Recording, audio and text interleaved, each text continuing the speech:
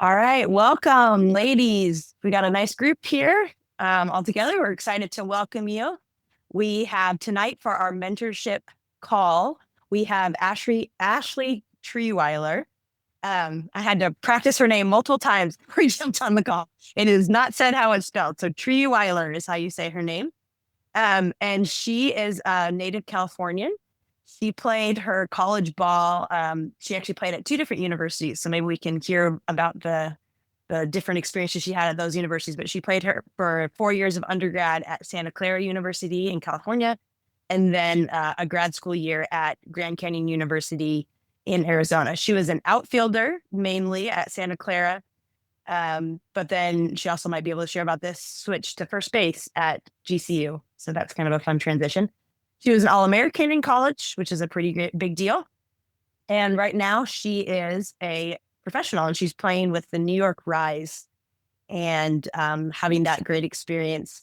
Also, fun fact, she told me just before I got on the call that she is currently teaching gym. So she's a teacher as well right now, living in Michigan, which is where I'm at as well. So that was kind of a fun little thing to discover that we actually live just a couple of hours apart from each other right now. So that's Ashley. We want to go her. Go ahead, Ashley. Take it away. Introduce yourself. I'm Ashley, obviously.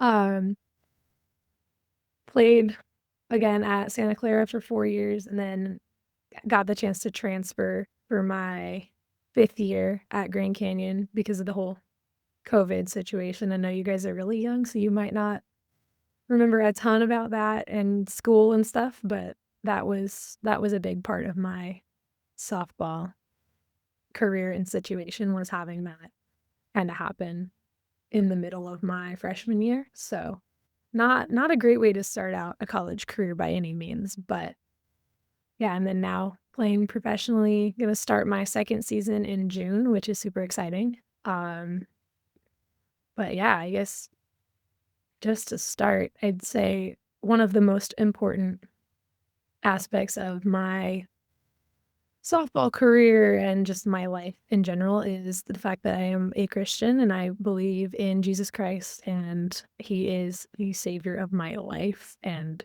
he's what gives me purpose far beyond softball. And as someone who definitely used to find a lot of my worth and identity and purpose in the sport, um, growing in my faith has certainly helped me kind of step out of that. I mean, I definitely struggle with it still. And, you know, I'm sure you can all relate to being in a slump and feeling like, wow, like I suck right now. Like this is terrible, things like that. And like, what am I even doing? I still think that sometimes. So when I say that my faith has helped me in that aspect of my game, it has not been a fix all solution by any means, but it's definitely made it easier to get out of that mental space. So, if any of you have any questions about that, I would love to talk more about that specifically. But yeah, there's a lot to unpack with like the mental aspect of my softball journey, even just through college. I mean, before college is a whole other story too, but um I don't know, where would you want me to start? Because I Yeah, can no, that's great. Yeah, let's start there with like your exposure to mental skills. Like when were you first made aware of like you can learn these things? Like did you do much of it in high school? Was it not until you got to college? Like when were you first exposed to the idea of mental skills? I mean, I think a lot of mental skills were kind of implicitly taught. So like not directly taught of like, okay, this is how you can think through an at bat, or this is how you can use self-talk to kind of get yourself out of a rut when you're struggling in a game or something like that. But I'd say when I got into college, that was more so when my coaches started to really focus on, hey, like the mental side of the game is just as important as the physical side, if not more so, a lot of the time, because you can have all the talent in the world, but if you don't know how to mentally work the game or keep yourself in the game, your talent is gonna not be as it's not gonna reach its full potential. And that was something that I didn't really realize because I struggled a lot with my mental game for a long time because I was just very up and down and like my mindset was based on my performance a lot, which I think is common in a lot of softball players because it's a hard sport and like we play a sport where you fail so much more often than you succeed, especially, as a hitter, things like that. Um, but we had a sports psychologist in college that would help us and teach us skills of like how to regulate our emotions during games because when you get caught up in competition, I'm super competitive, and so it's really easy to let the heat of the moment kind of overtake you and control your reactions and your emotions in the moment, especially in the face of failure. But having those mental skills and being like, "Oh, so that's what's going on in my brain right now in the when I'm in the heat of a competition or when, I just struck out for the third time in a row and I'm like, "Hey, what am I gonna do next?" So, I don't know if that answered your question or not, but Yeah, totally. No, I think that is a through line that we get a lot is that most of these high performing athletes like yourself, like they did not really get overtly exposed to mental skills until college. Like that's a very, very common thing that we're hearing. And honestly, that's like why the goal of Fearless is to bring that age down by quite a bit. Like we want to lower that age of where people are being exposed to mental skills for the first time because like you said, there's things that you can learn. It's not just like I think for so long it was thought, oh, they just naturally can get over these things or they naturally have the right mindset. And now it's like, no, it's not a natural thing. It's not either you have it or you don't. It's something that you can learn. And that's what we're really trying to do is trying to teach people those things so they can learn them earlier so they can help them. But yeah, no, I think it totally did answer it. Let's talk about we were talking before we let all the girls in about your experience going from Santa Clara to GCU, and not only were you changing schools, but they had you change positions. So I want you to talk about that, about what that was like to change positions, what ways you struggled, or how you went through that transition and how you found your way changing positions like that. for sure. So that was I laugh now looking back at it, but in the moment I had a lot of feelings about the whole switch. Because they didn't switch me until February of season. So like the weekend before our first tournament, they were like, "Oh, by the way, like we need you to start taking reps at first base." And so if anybody is an outfielder only, you know that going from mostly fly balls to then taking only ground balls on the dirt is super different. And like I'd played infield before, but like before college. And so I was kind of scared. I'm not going to lie. Like I was a grad student, so I'd been already playing for 4 years. But when they said, "Okay, we need you to play first base," I was like, "Wait, are you serious?" Like I was so nervous and so scared. So I hope that can be encouraging of like even we get scared sometimes and we get a little nervous when we don't feel like we're prepared to do something. But I mean, I think honestly getting thrown into it was good and bad because it was a new challenge and I like being challenged. So trying to look at it through that perspective as it was happening, like, okay, this is a new challenge for you to tackle and like for you to improve at something.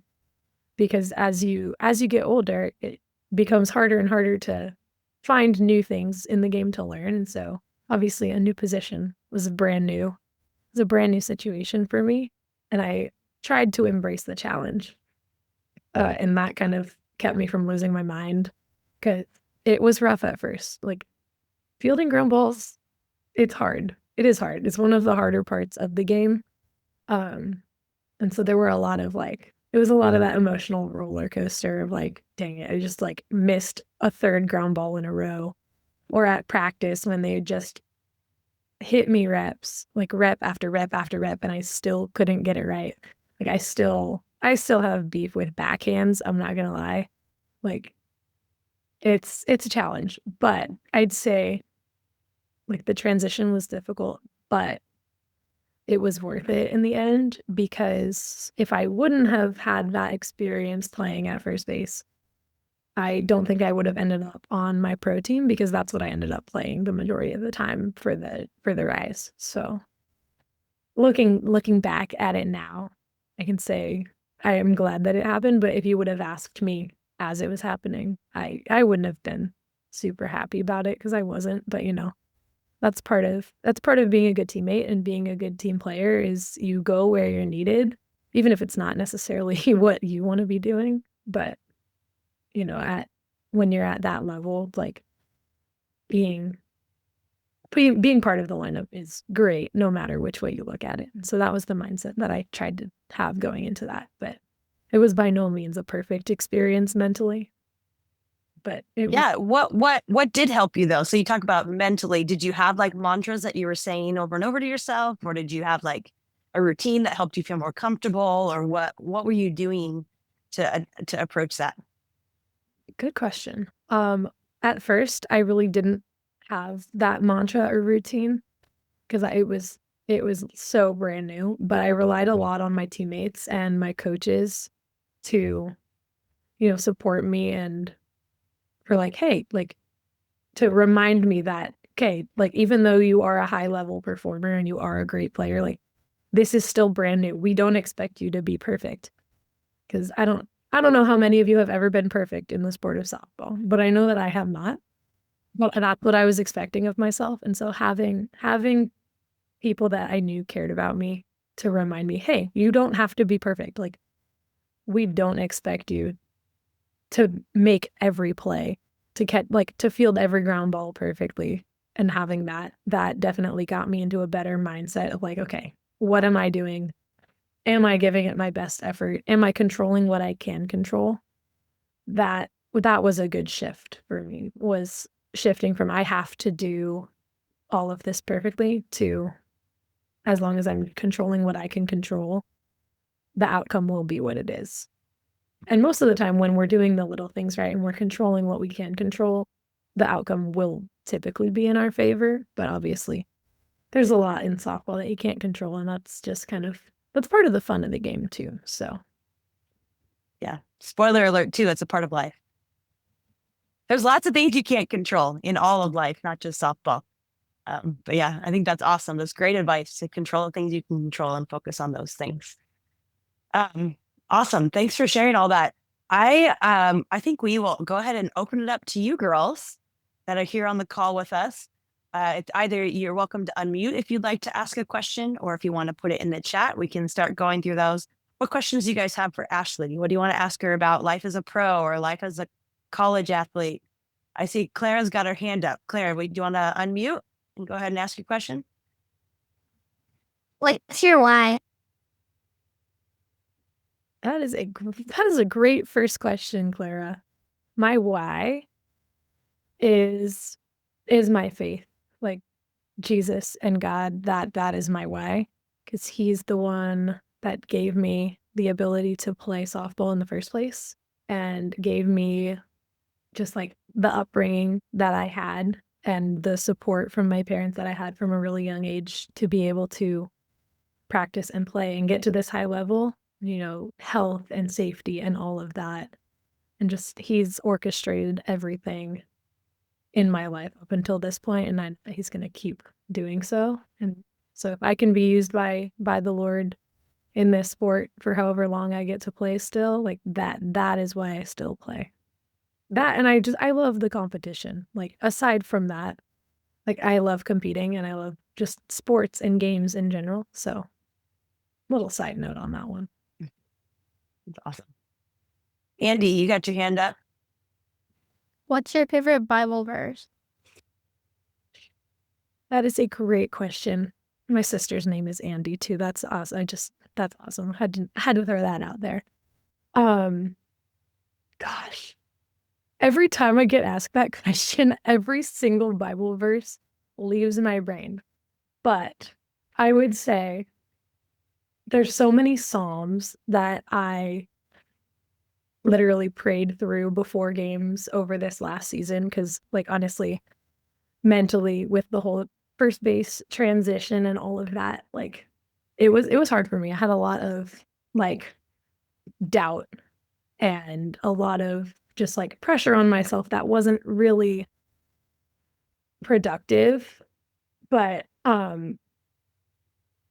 I'd say one verse that we talked about a lot in FCA this last year, which is Fellowship of Christian Athletes, if any of you might have that at your school. Gosh, why do I get so nervous answering this question? You're doing great.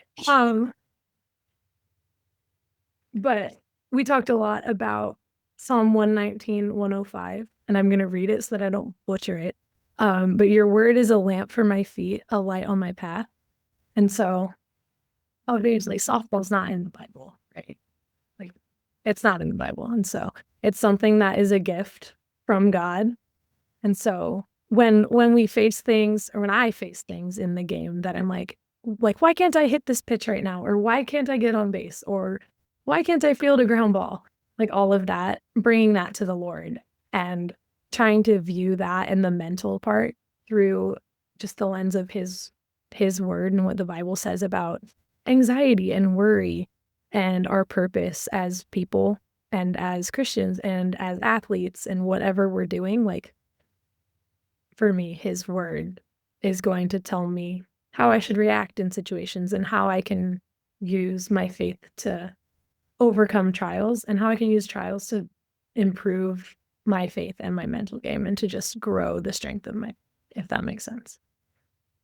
Yeah, that's awesome. I mean, it goes back into that identity piece you were talking about earlier with this idea that there's something so much bigger than you, and there's something so much bigger than softball. It's something that can identify you outside of whether or not you can throw a ball around a field very well. That's awesome. Good question, Andy. Sophia, you got your hand raised?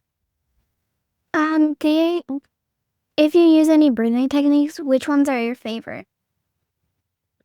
Ooh, I don't really use a lot of breathing techniques. We did practice box breathing as a team when I was back at Santa Clara. We did that one time when we had a little like mental skills training day with our sports psychologist, but I don't really use breathing techniques all that much. They weren't super helpful for me, but I know that they are really helpful for other people.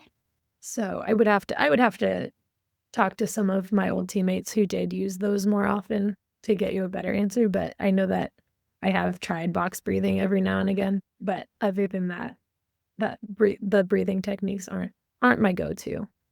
So sorry, I don't have a better answer for you, Sophia. No, I was gonna. The follow up then is, so what are your go-to? Like, what are the things that work the best for you that you go to when you're struggling?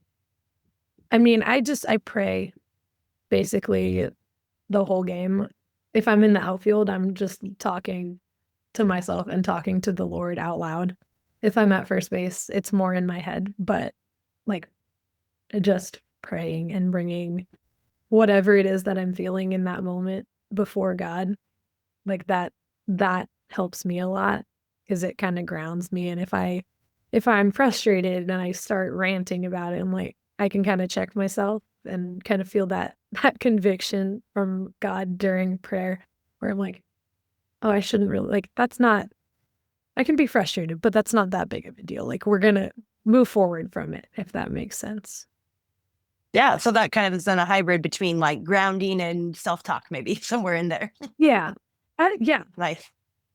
Yeah. And that's what's so great about these mental skills. Like, you learn them, you learn how to do different things, you figure out what works for you.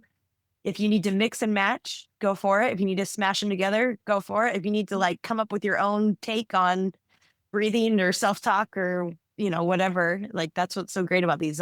We talk a lot about being like a tool belt and all these different tools in your tool belt that you can use at different times. So that's absolutely a great way to approach it. Adeline had a question in the chat for you. She says, what was Grand Canyon University like? So what was your experience like there? Yeah, but I guess what was it like playing there? So much fun. It was such a great experience. Like, so I wasn't in class because my school was online. So I didn't get to go to class and like have that experience. So I can't really speak to that.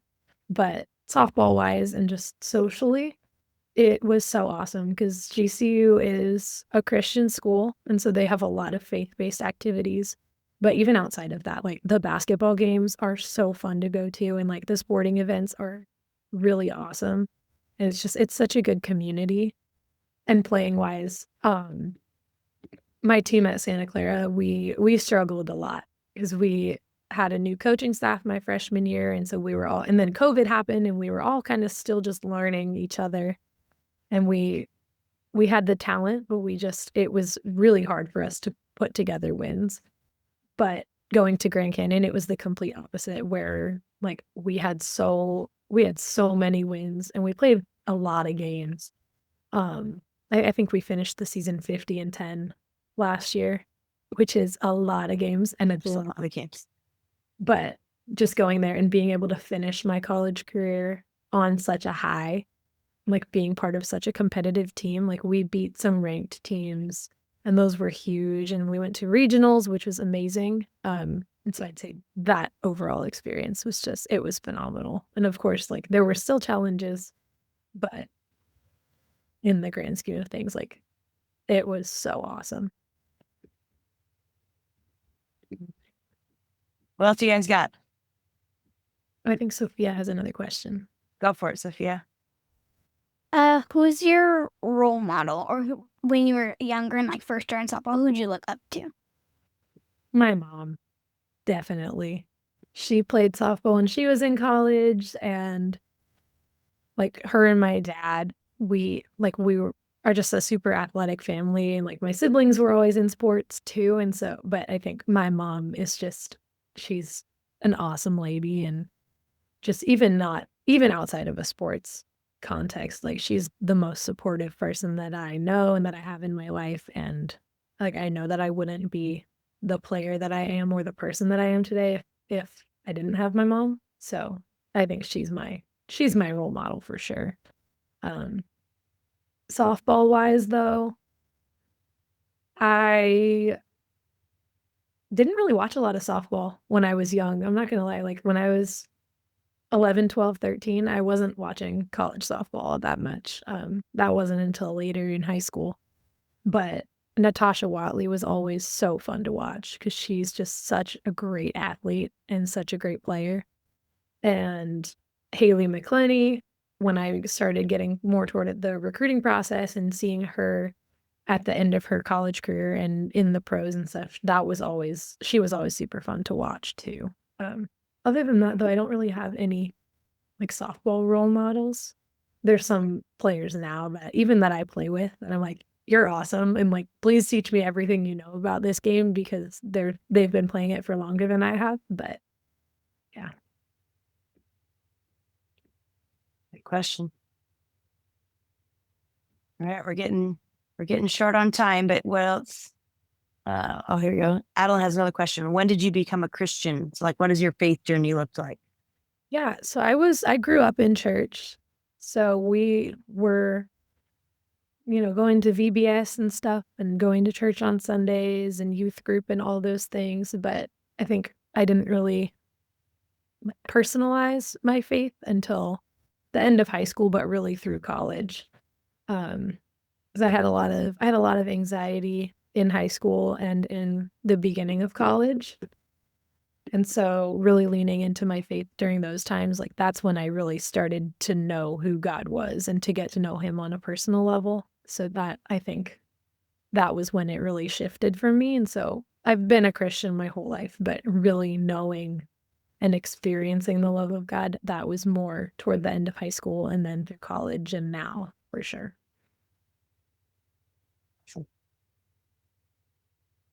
All right, last chance for any other questions. Otherwise, I'm going to ask my last question that we always ask. And we got any other burning question? We didn't have any food-based questions this time. Sophia, you got a food question for us? Go for it. What's your favorite food? Potatoes. Potatoes. That's a quick answer. That's my answer every time. You can have potatoes so many different ways. Like hands down, that is the best. That's a Maya, do you great have answer. another question?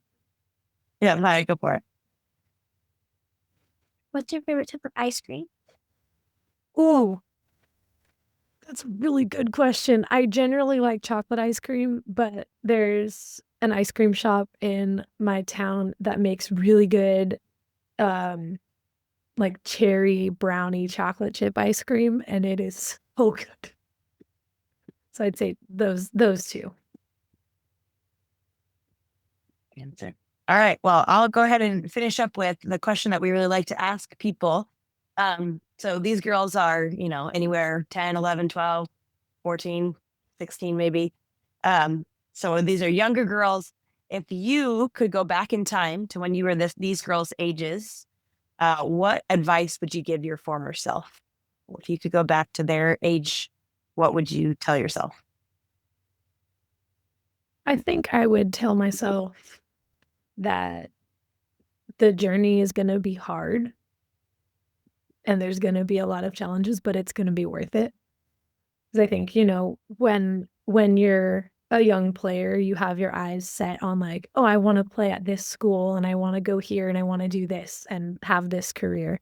And those are such great goals to have. But recognizing that, okay, like it's going to be a challenge, but welcoming the challenge, I think that is something that I would have benefited from, is really understanding how hard it is mentally and physically, and how like it really does require a lot of dedication on our parts to get to high levels, but it is worth it. And like that is like you'll find your place, even if it takes you a while and even if it's a really hard journey, but you're going to get there and it's going to be worth it. Awesome. What a great note to end on. Thank you so much, Ashley, for coming and sharing your story and chatting with us tonight. It was really, really great. I'm going to go ahead and